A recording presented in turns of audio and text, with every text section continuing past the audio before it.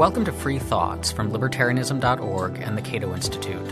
I'm Aaron Ross Powell, editor of Libertarianism.org and a research fellow here at the Cato Institute. And I'm Trevor Burrus, a research fellow at the Cato Institute Center for Constitutional Studies. Our guest today is Michael Huemer, professor of philosophy at the University of Colorado at Boulder and author of 2013's The Problem of Political Authority. So let me just start by asking you about the title of the book. I mean, what is the problem of political authority? The problem is basically what is the basis of the state's authority? And what I mean by this is two things. First, why is it that we're obligated to obey the government when they make laws, where we wouldn't be obligated to obey anyone else who made similar commands? And the second question is, what entitles the state to coerce other people to obey them, where it would not be permissible for anyone else to use coercion in similar circumstances? And that comparison is your main strategy there. Yeah. So, for example, if I decided to tax people in order to provide benefits for the poor, I would be considered an extortionist. In fact, then the state would come and arrest me and put me in prison, and the rest of my society would approve of their arresting me. But when the government does the same thing, it's considered to be praiseworthy. Isn't the answer that, well, they're the state and states get to do stuff like that and non-states don't? Yeah, it seems like we need more of an answer to that. That is, we need an answer to, and why do states get to do things like that? Now, as far as I know, nobody has actually proposed that there's no further answers just because it's a state. Usually they try to say something about the state that means that it gets to do those things. And it seems to be required if, generally speaking, normal groups of people are not allowed to do certain things, and there has to be some difference between normal groups of people and the state if they're allowed to do it and normal groups of people aren't allowed to do it. Yeah. So I mean, yeah, you could say, the difference is just the property of being a state. As far as I know, nobody thinks that that's an adequate explanation, right? You begin in the beginning of the book, you have a section about this hypothetical of someone going around locking people up in his basement. Maybe you can go through that to kind of tease out a bit of why it's weird when we think about people doing the sorts of things that states seem to do every day. Yeah, so the story is there are some vandals in the neighborhood, and for whatever reason, nobody's been doing anything about it. So you decide to just, get a few people together with guns and go out and look for the vandals. And periodically you find one of these vandals and you kidnap them and lock them in your basement. And then after you've been doing this for a few weeks, you go around to your neighbors and tell them that they have to pay you for the services that you're providing. And unfortunately, if they should decide not to pay you, then you will have to label them criminals, at which point you will also kidnap them and lock them in the basement with the vandals. Now, I think people would have maybe mixed feelings about kidnapping the vandals, but definitely if you kidnap the neighbors who don't pay you and lock them in your basement, that would not be okay, right? But this does seem to be like the behavior of a government, right? So they make rules and then they decide that the people who violate the rules that they made are subject to long-term confinement in very unpleasant conditions. Well, it seems like at least one initial obvious objection to that is that you didn't provide them with due process and rules that were sketched out beforehand and things that we think are good for governments to have. Yeah, so you could say that. So we could imagine that you write down some rules that describe the conditions under which you're going to lock people in your basement, right? And, you can make the rules whatever you want, but that doesn't change most people's reaction, right? Just because I wrote down a description of how I'm going to proceed when I kidnap people, that doesn't really make it okay. And if I provided a trial too, it might seem like if you added enough protections in there, then just the justness of what you're doing ends up giving it legitimacy in some way. You add protections of a trial, you add protections of rules, you give them an opportunity of appeal, and now you're just pretty much being like a just state. Right, or if you're super principled enough, because sans the part about asking for money from your neighbors. So far what you've described looks a lot like, say, Batman, and we all kind of applaud when Batman does his thing. Yeah. Well, So, as I say, you might have different feelings about locking up the vandals. If the vandals are really bad and if the punishment is fair and proportionate, some people would say it's okay, provided that the mechanism for determining people's guilt is really reliable and fair and so on. Okay, but really almost no one would say that it's okay for me to demand money from the neighbors for my services and then lock them up if they don't pay. It really matters what the rules are that I'm making, right? Imagine that I decide that my neighbors are not allowed to consume certain substances because I decided that they were unhealthful. And then so I kidnap people who are consuming the unhealthful substances and I lock them in the basement too. Right? And notice that the people who believe in the authority of the state do not believe merely that the state is allowed to make correct rules. They believe that you're obligated to obey the law and that the state is entitled to enforce the law, even if the law is not so great. Right? So, there are very few people who think that because the drug laws are not just, that a police officer who enforces them is equivalent to a kidnapper. Let me ask, because you've been saying in a lot of what you've said things like some people might think or some people might not think, and we're talking about moral questions here, and so these things that people might think or not think are opinions about moral matters. So let's maybe take a step back and talk about the moral system that we're operating within. You have an earlier book called Moral Intuitionism. Ethical Intuitionism. Ethical Intuitionism. Sorry. And is that what we're talking about here? Or are we just talking about because it seems to people, so they have intuitions about this? Because we might have reasons like we could posit a utilitarian system where we say what's morally right is what produces the most happiness, and having a state leads to more happiness than not. So therefore, the state is morally permissible no matter what our intuitions about individual people doing this sort of thing. Or we could have some sort of natural law rule or whatever. So how does ethical intuitionism fit into this? Yeah, well, I am relying on people's common sense moral intuitions. But I don't think that there's any alternative starting point that's not more controversial, right? So when I say things like, well, people would not accept locking the people in your basement because they didn't pay you, that's a pretty widespread moral judgment among both liberals and conservatives. And whatever your theory of morality is, as long as you believe there is such a thing, you should accept the value judgments that are pretty much uncontroversial, at least as a starting point. But isn't it generally uncontroversial that it's okay for the state to do these sorts of things? If you went around and polled people and said, do you think that the state's authority is legitimate? My guess is the majority of people, and especially people outside of philosophy departments, would probably say, yeah, it's okay for the state to lock people up. It's okay for the state to tax people, and it's not okay for an individual to do it, and that's what my intuitions tell me. Yeah, basically the problem is that people have inconsistent judgments. So that is, I think people's judgments or intuitions in moral philosophy are incompatible with their intuitions about political philosophy.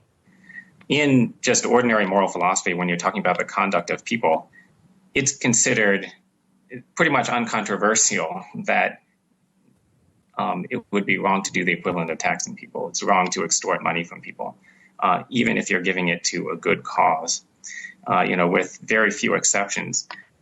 But then in political philosophy, people endorse exactly the same behavior on the part of the state. Now, you could render these two positions consistent if you could find some relevant difference between the state and non-state agents, right? But in fact, the attempts to do so don't work out very well. And the interesting thing, too, is that you do not sketch out a theory of rights or property as your starting point, as some people, political theorists, often do. That's right. I think a general theory of rights or theory of property, or even more so a general theory of morality like utilitarianism or social contract, is going to be much more controversial than the ethical intuitions that I'm starting from, right? So and I think there's no way that, for example, you could be justified in starting from utilitarianism if you weren't justified in starting from just common sense moral intuitions, right? Explain that a little bit further, actually. Yeah. So, I mean, the judgment that I'm relying on, like you shouldn't extort money from people, that's more obvious than the judgment that the right action is always the action that maximizes the total utility of society, right? The maximized total utility principle is sort of vaguely plausible. You know, it's not obviously wrong, and, you know, it seems plausible to many people, but it's quite controversial. If you think that that's justified, you know, things that are even more obvious and less controversial should be more justified, right? It's hard for me to see how somebody could reject the more obvious on the basis of the less obvious. And so the obviousness, the agreed uponness possibly, or the obviousness counts in favor of it being true in comparison with something that is less obvious. So if we're talking about it's obviously wrong to torture children for no reason versus a more complex theory, that is because this is something a lot of philosophers would disagree with, and it sounds maybe weird to people that the obviousness counts in favor of its truth, because philosophers seem to say things that are so counterintuitive and not obvious so many times. Yeah, right. Well, so, you know, what could be the possible alternative basis for your philosophical views besides what seems to you to be the case? Right. And, you know, I've argued in previous work that basically there is no alternative. If you're forming a theory, it's based upon the way things seem to you. Given that, it would be irrational for you to take the things that seem less obvious rather than the things that seem more obvious. Let me ask a bit more about this obviousness before we turn to your takes on the theories that are often given in support of the state's authority, because again, it seems a lot of people think it is simply, say, obvious that the United States government has the kind of authority to do these sorts of things, locking people up, taxing them, that Trevor doesn't. And that the reason is because the United States government is obviously a state in the way that Trevor is not, no matter how much he might, you know, stomp his foot and insist that he is, or that he has these powers. And so could we say something like, you know, a state derives this from being thought of as a state, that when enough people just simply see this thing as a state, then it gets to do state-like things. And so that's where the disconnect is just that we can't really analogize back to individual behavior because an individual is obviously not a state. And we then would need a story of how states get to be and how they cross that threshold from obviously not a state to obviously a state. But that doesn't necessarily apply in the real world where we have lots of obvious states. Yeah, so first, I don't think that you would really want to say that just being a state gives you the entitlement to coerce, right? So that would mean that because the Nazi government is a national government, they're entitled to coerce. Most people who believe in political authority, or almost everyone, thinks that there are some restrictions, that there are some conditions that the state has to meet before it can become legitimate, right? Not just the property of being a state. Maybe it has to be at least somewhat democratic. Maybe it has to do at least a minimally good job of protecting people's rights and so on. Okay, well, that's the first thing. But second thing is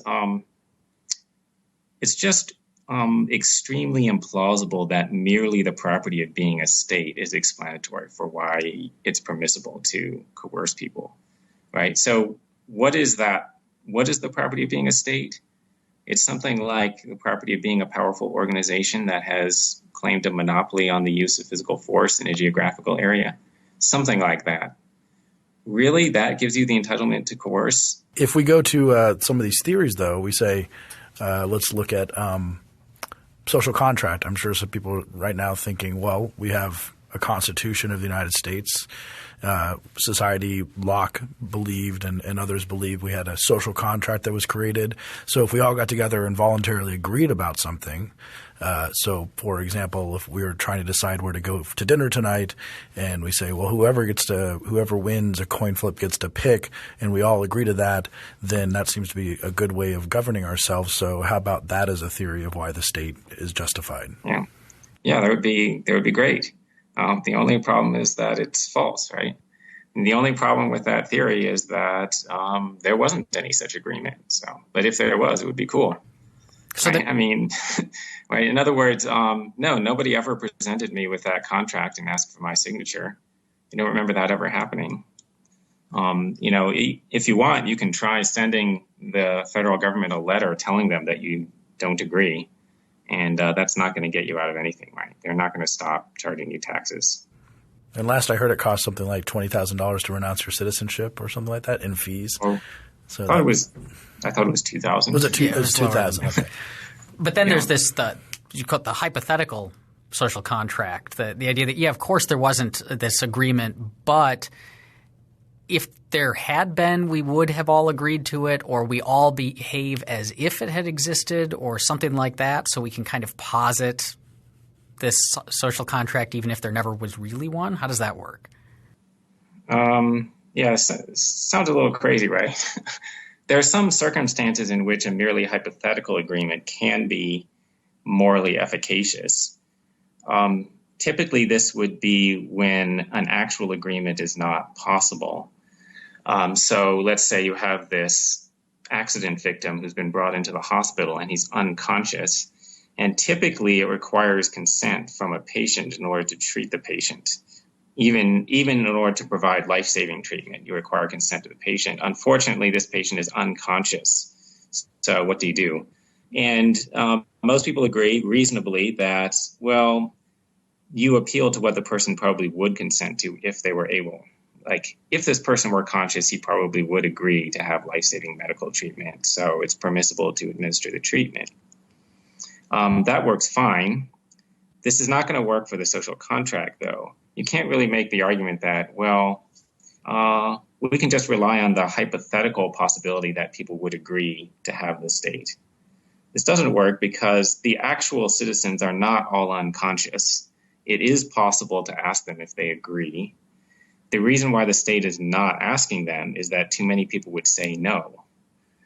In particular, if the result of saying, no, I don't agree, is that you don't have to pay any taxes, then lots of people would say, no, I don't agree, right? That's the main reason why the federal government isn't asking them.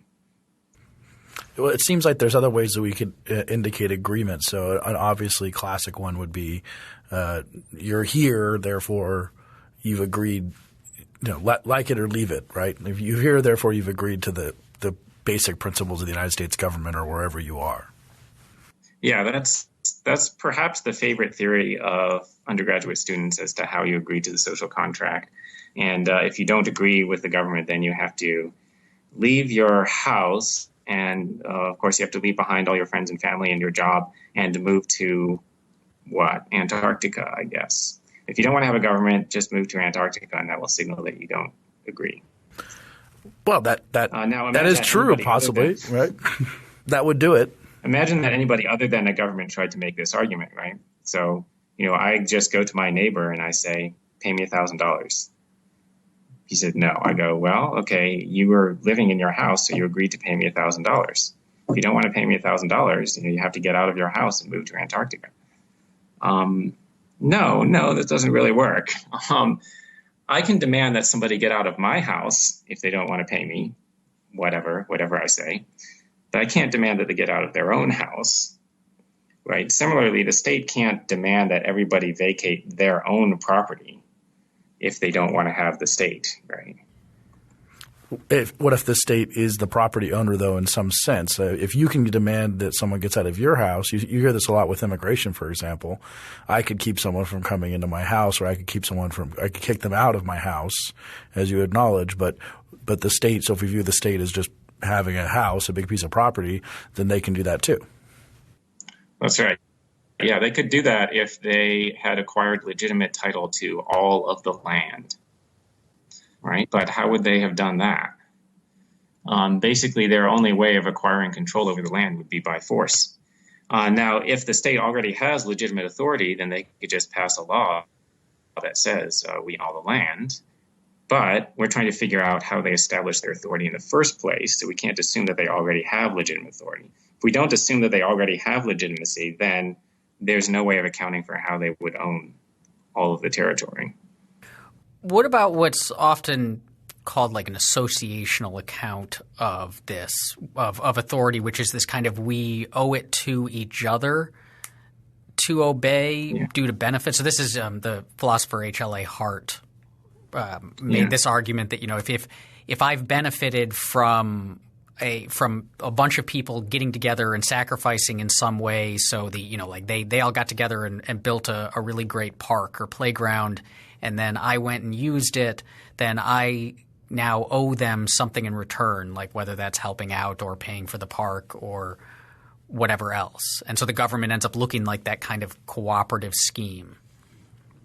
Yeah, so this would be plausible under certain conditions, but not always. So, if a group of your neighbors decide to provide some service and then later they just come to you and say you have to help pay for it, well, really, really strongly depends on what the service was. If it was something that you didn't want, and especially if it was something that you actually told them you didn't want, but even if it was something that you wanted, but they just didn't ask you beforehand, usually it would look like you're not obligated to help, right? Now, you might think, okay, but if you then go and use the service, then you have to help pay for it, right? Maybe, but also it kind of depends upon further details. So suppose that your neighbors decided to open this restaurant that's going to be paid for by the neighborhood. And after opening, they didn't consult you. And then after opening it, they say, now, you have to pay some of the expenses of running this restaurant. Well, if you voluntarily choose to use the restaurant, maybe you have to pay. Suppose, though, that the reason why you have to use the restaurant is that they have forcibly shut down every other restaurant using threats of violence, right, against anybody else who wants to run a competing restaurant. In terms of you using the restaurant voluntarily, then you could have to pay only if they shut down all the other restaurants and gave you no other options. Is that the point you're making? Sorry, if you have to use their service because they have forcibly prevented anyone else from providing the service, then you don't have any obligation to them, right? And they're acting wrongfully. And the point here is this is analogous to the government. The reason why you have to use the government is that they have prohibited anyone else from operating like a government. So that is, if you try to set up a competing organization to provide the same goods as the government will come and shut you down by force. So that's why you have to turn to the government. So if somebody commits a crime against you, you have to call the police because the government has prohibited anyone else from doing the services that the police would do.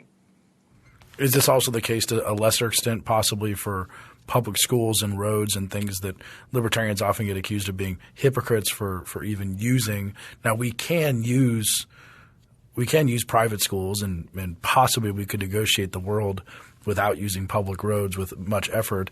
So would that – And helicopters. And things like that. So would that help absolve the state of that moral culpability that you're accusing it of? Not really, no. So the government is going to charge you money regardless of whether you use the services or not. So they're going to charge you the same amount of property taxes, for example, regardless of whether you send your kids to the public schools. So in essence, they're forcing you to pay for the service, and then you can either use the service or not. But if in those circumstances you choose to use the service, that doesn't mean that you're agreeing, right? If you could get out of paying by not using the service, but you voluntarily use the service, then we could say that you were agreeing to pay, right? You're not agreeing to pay if you do something where no matter what you did, you would have been forced to pay. What about a consequentialist argument? Someone says, okay, sure, you may not need to – it seems odd for us to force you to do this stuff, but if we didn't have governments, things would be really awful. Or if we allowed for competing governments, then things would be awful in terms of there would be strife and war and whatever else. And so we just need you to buck up and obey and pay for it because the alternative would be so much worse than the harms you're suffering having to pay taxes. Yeah, so there are two kinds of responses to this. The first is to explain why anarcho-capitalism would not be so bad, right? And that's basically the second half of the book, but that's a long discussion or a long debate that I would have to have. But the second thing is only a very tiny portion of what the state does could be justified by consequentialist grounds. So if you're making this argument that, well, we're justified in doing things that would normally be rights violations, or maybe in fact they are rights violations because some disaster will happen otherwise, then the only activities that justifies are the minimal activities necessary to prevent that disaster from happening. But the state does all kinds of things that are not remotely necessary to prevent this collapse of society that the advocates of government are warning us about, right? So, for example, how does this justify drug prohibition? Right? Like the fact that you need the state to provide law and order, how does that make it so that I'm obligated to not smoke marijuana, or it's permissible for the government to kidnap somebody who's smoking marijuana and lock them in a cage for a couple of years? It seems like any theory of political authority would have to accept that whatever justifies it would be sort of concurrent. It would be limited in scope based on what the nature of the justification is. So if you're saying, yes, you're allowed to coerce people when there's an asteroid that's going to hit Earth and everyone needs to build a big machine and we got 2 days and the only way to do it is to put a gun to everyone and say work on the machine. So there's some amount of authority, but that doesn't get you all the way. That would be true of almost any theory of political authority. Yeah, this is basically what I'm saying, that the concept of authority is not just the idea of having an entitlement to do good things or to do things that anyone would be entitled to do. The concept of authority is that the state is entitled to coerce people to obey it, even when the state is actually making a mistake. So that is, to some extent, it's supposed to be that you're obligated to obey the law just because that's the law, not because that's something that there's an independent reason to do. And similarly, it's supposed to be that it's permissible for the government to enforce the law just because it's the law and not because there's some independent reason why everybody needs to do that thing, right? And that's the very morally problematic part of the idea of authority. Before we move on to the consequences of not having an adequate theory of political authority, let me ask, I mean, the ones that we've gone through so far, you've dismissed very quickly. They obviously just don't work. But are there theories of political authority out there that are stronger than these? Or what do you see? Are there ones that seem to actually get close? Well, I think the consequentialist argument comes closest. That is, it's a complicated and difficult issue whether you actually need a government in order to avoid some terrible consequences. It's not irrational for someone to think that you do. And then from there, it's not irrational to think that you justify an interesting range of government activities. But it just doesn't succeed in justifying a whole bunch of other government activities. So that's somewhat reasonable. What about voting? We haven't brought up that one yet, actually. We talked about presence. We talked about voluntary using a restaurant for type of examples, voluntary use of things. What about giving you the right to vote in terms of a theory of democracy that now gives you a say in what sort of things are going to be out there? So therefore, even if there are things that you don't like or things that are wrong, at least the people had a say in it. Yeah. Well, it seems like, I mean, if this is an attempt to explain how we actually have consent, it seems like people would have to first have a say in just the existence of the government. So you would have to have had a chance to vote on whether to have a government. And then it looks like you should have had a chance to vote on the general structure of the government, vote on the provisions that would be in the Constitution and things like that, which, of course, none of us alive were given a chance to do. Okay, but even after all of that, really, usually the fact that a majority of some group votes for something, usually that does not override what you would normally think of as the rights of the minority, right? So if there are 6 people in a room and 4 of them vote that they want to beat up the other 2, that just gives them no right at all. Like the fact that there are more of them, like the group who wants to beat up the other group is larger, that just cuts no moral ice at all. That doesn't give them any kind of justification, right? So it's really hard to see how the fact that a majority of people vote for something gives any kind of legitimacy. What if we lowered it, though, as opposed to taking an extreme example? We have 6 people or 60 people or 600 people who vote, and 400 of them vote and 200 don't to put a stoplight in the village, which means that as opposed to beating them up, they take a very small amount from everyone, including the 200 who didn't vote for it. Does that change? Does the degree change the moral calculus at all then? I wouldn't think so. I mean, so look, in my original scenario, there's 4 people who want to do something, 2 people who don't. What if the 4 people just want to take like $1 from each of the other 2? No, it's still impermissible, right? And the fact that there's more of them doesn't, I mean, that's irrelevant. And then the fact that you increase the number from 4 to 400, that's irrelevant, right? I mean, it doesn't matter that it's 400 versus 200. Now, you might have different intuitions because some other factors are changed in your version of the story, right? That is, you might have the assumption that this stoplight or the street that the stoplight is going to be put on is public property. And so if you assume that, and then maybe there are already some rules in place as to how public property gets disposed of, okay, then it might seem like it's legitimate. Of course, then the question is how the public property got to be established in the first place. There has to be a story about how that land got to be public property that doesn't involve violating people's rights. It does seem, though, that many people would think the scale does matter, and maybe they're just wrong, but 5 to 1 versus 5 million to 1. If there's one person left voting against this, then there is some sort of big difference there that matters. Yeah. I mean, there might be a kind of utilitarian argument. You might think, yeah, if there are 5 million people, like 5 million people's preferences could be satisfied versus one person's preferences being satisfied. And then, depending on how strong the preferences are, you might think the increase in utility is enough to justify violating what would have been the other person's rights. That's sort of debatable, right? But I mean, what in fact goes on in a democracy is, you don't need a 5 million to 1 ratio. You just need to have 50% plus 1, and then you get to coerce the 50% minus 1 group, right? Yeah, but you had your chance to vote, and it could have been 99% to 1. It was the possibility, and who knows whatever came out, but it could have been that, right?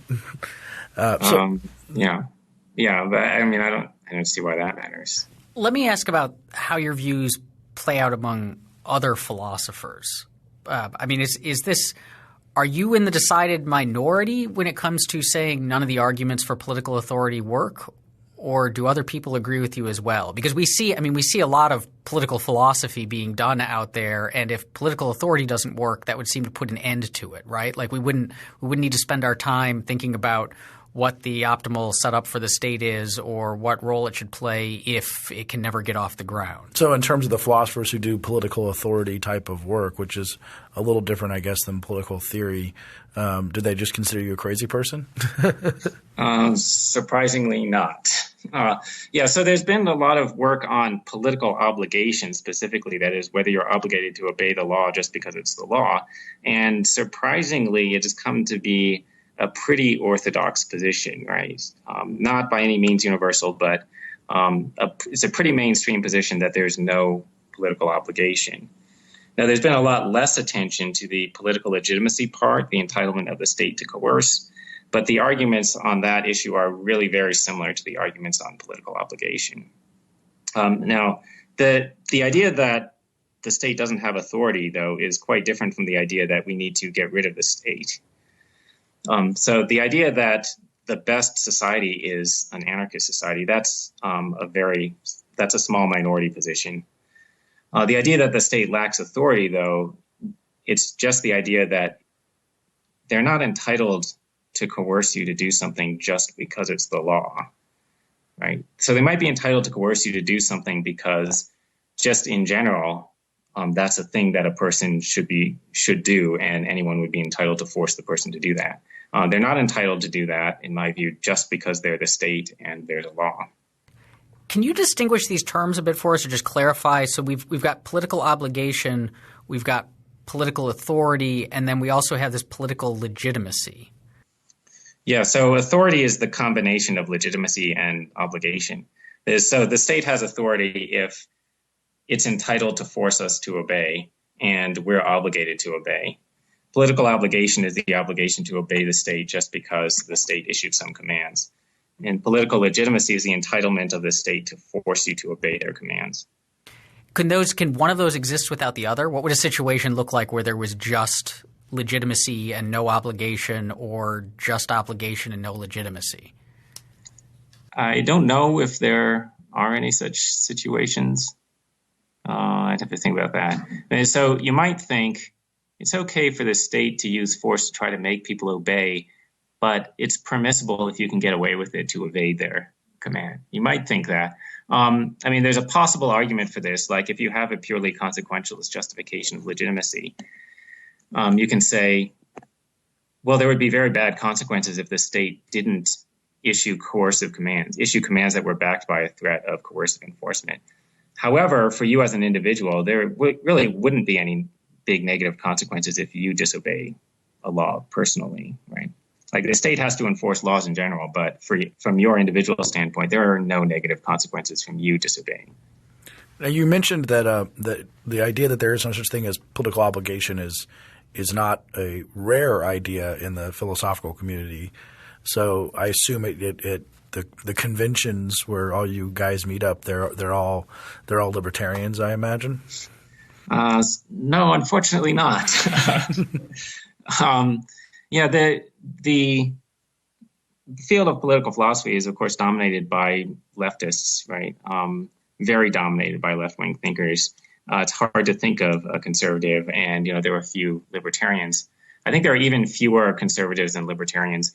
So it is kind of surprising that the rejection of political obligation is pretty well regarded, right? It's probably the most widely held view among the people who actually work on that topic.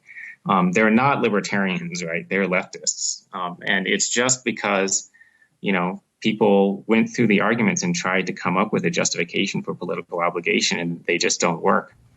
And that brings it back maybe, though, to the point you made a few minutes ago about how this doesn't actually mean that we should be abolishing the state tomorrow, and the difference between philosophical anarchism and political anarchism. That's right. Yeah. Most of the people who reject political obligation do not think that we need to dismantle the state. Most of them think that we need a state, to prevent some kind of disastrous collapse of society and everybody beating each other up and so on. But they also think that, if there's a law that tells you to do something that there's no independent moral reason to do, don't do it, right? Or you don't have to do it. And then the difference between philosophical anarchism and political anarchism, is that in that distinction there? Yeah. So what they call philosophical anarchism it's the idea that you're not obligated to obey the law just because it's a law. So it's permissible for you to disobey, provided you're not going to hurt other people by doing so and things like that. Political anarchism is the idea that it would actually be better, right? The best society would actually be one with no state. These terms are confusing because the terminology suggests that one of these doctrines is philosophical and the other one isn't, and one of them is political and the other one isn't, but actually they're both philosophical doctrines and they're both political doctrines, right? So the terminology is a little nonsensical. In the political anarchism world, and the idea that the world would be better without a state, it seems like we'd have to take into account the fact that we're used to states, and we live in a state-centered world now, so at least getting rid of them or changing our dispositions to be in states might take a very long time. That's right, yeah. So, in fact, I'm not proposing that we should just abolish the state tomorrow. Basically, there has to be a lot of change in people's beliefs. There would need to be a shift in values, so there would need to be more suspicion of authority, and more people would have to understand how the anarchist theory works. Because if the state were abolished tomorrow, the next thing that would happen is the next day somebody would set up a state again, right? And that's because 98% or more of the population thinks that we need a state. What do you find usually after you give the reasons for your ideas? What do you usually find is what is holding people back? Because you would describe philosophical and political anarchism as a more moral position than a state-based system.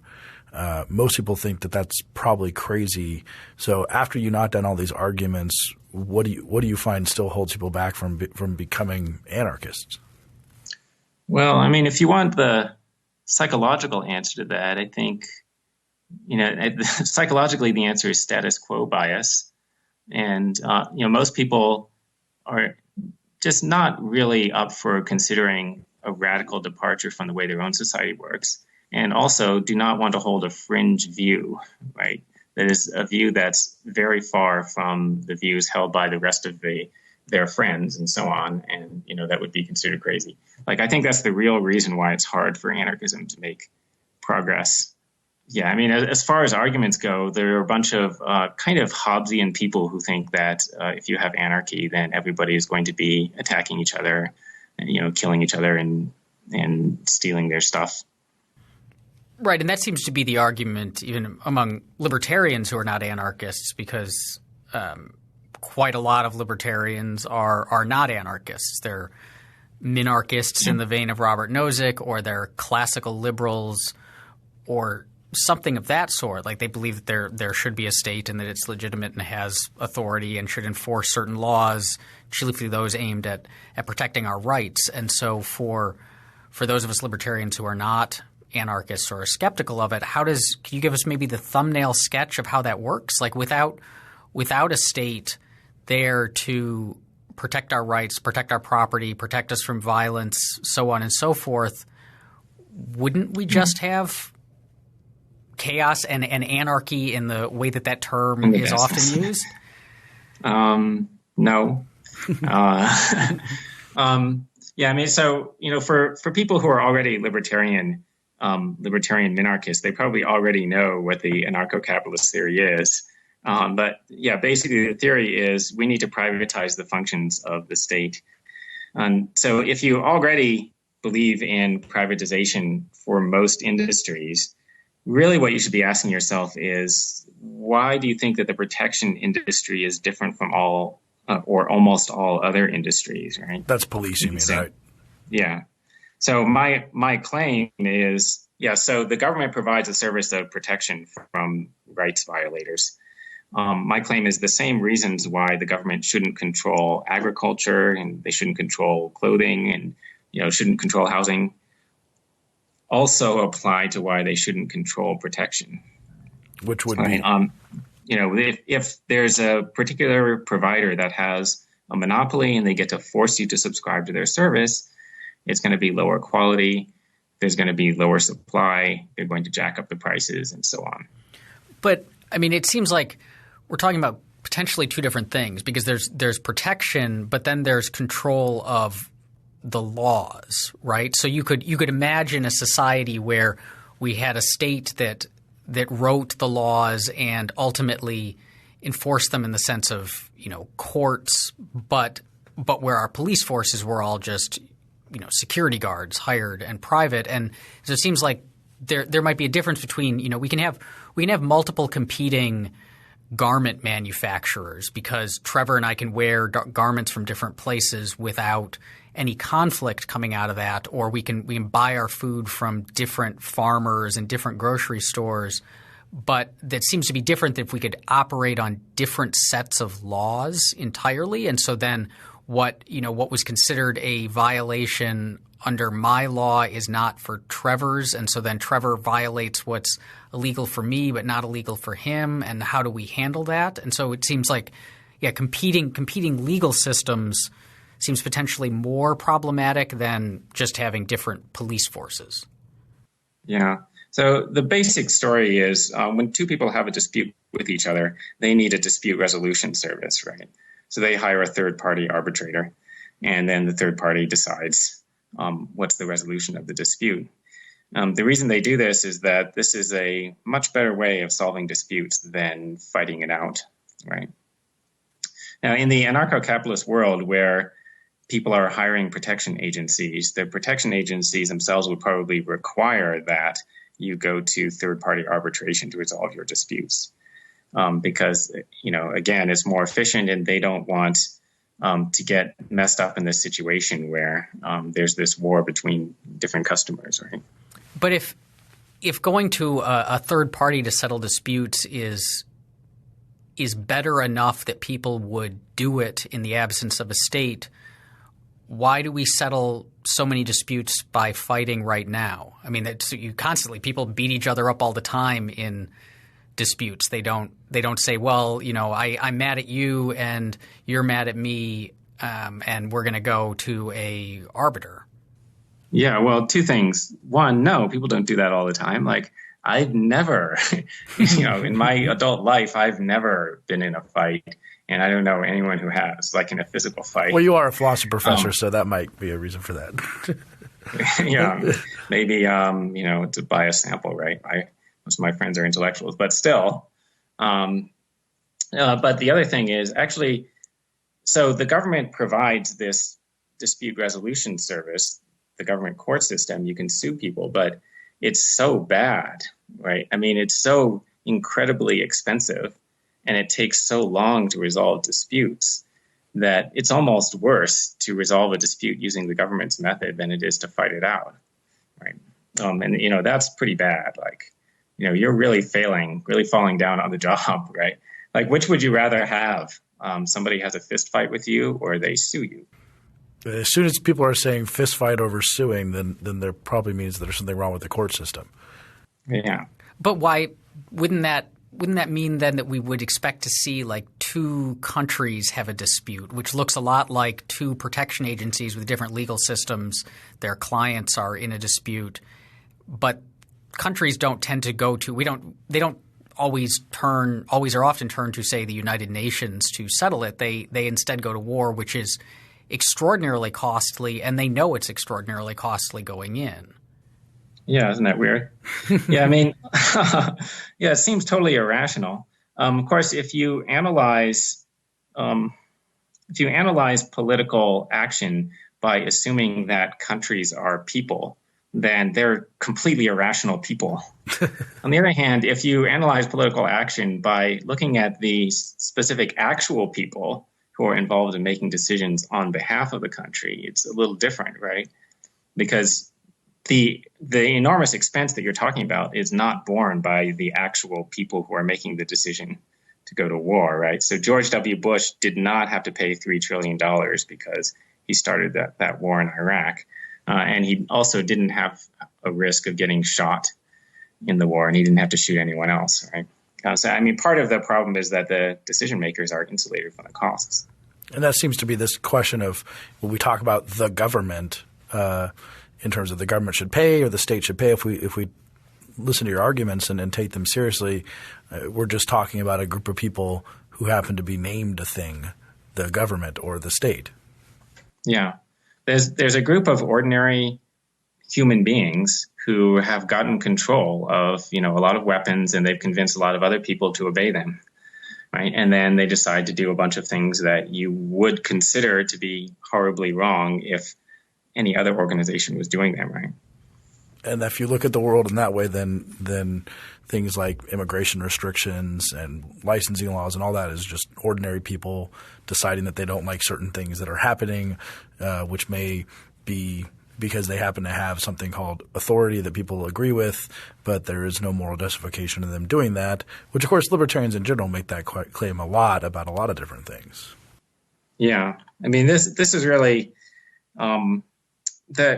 I think the core rationale for libertarian policies is just look at what you would think of government policies if they were done by anyone else, if they were done by an ordinary person, because actually the government is just a group of people who are they're not superior to the rest of us, right? They're just people like you and me who just managed to get some power. So, if I decided as an individual that I don't want foreigners just, moving next to me and taking up jobs with companies in my neighborhood. And so I use physical force to stop foreigners from coming in. People would call me a racist, and, they would consider this very wrong. And basically the same applies for all of these other controversial libertarian issues, right? Consider the drug legalization debate. If anyone other than the government was issuing these edicts that there are certain substances that you can't consume, and then using threats of physical violence to capture people who consume them, that would be considered very wrong. You've told me before that you advocate, I think, what you call rational extremism or reasonable extremism in how to advocate for liberty. Could you talk a little bit about what that means and what you think it brings to the table for the arguments that we make here every day at the Cato Institute and are had all over the country? Yeah, so I am an extremist. I mean, my ultimate position is anarchism. But that doesn't mean that I'm unreasonable. I think that people have a misperception that if you take an extreme position, just that by itself is rhetorically ineffective and will make people not listen to you. But I think if you have the extreme position, but you have reasonable arguments for it, then you can get people to listen. On the other hand, if you have a more moderate position, but it's incoherent, I think that's less effective, right? And basically, I think more moderate positions are incoherent. I basically think, the rationales for libertarianism, if you follow it through, are going to lead to anarchism. The reasonable aspect is, when you're advocating your extreme position, you should listen to what the other side's arguments are and confront them. I think there's a lot of kind of libertarian literature that appears to be unaware of the other side's arguments. So libertarians frequently reject the idea of political authority and, maybe not under that label, but basically assume that there's no such thing as authority, but don't actually respond to the reasons that people have given for why there would be authority, right? So my suggestion is read the most intelligent and informed opponents and then try to respond to what they say. And I guess that's, my concept of the reasonable extremist.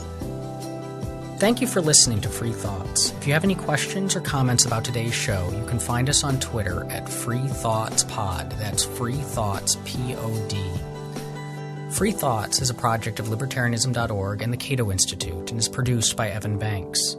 To learn more about libertarianism, visit us on the web at www.libertarianism.org.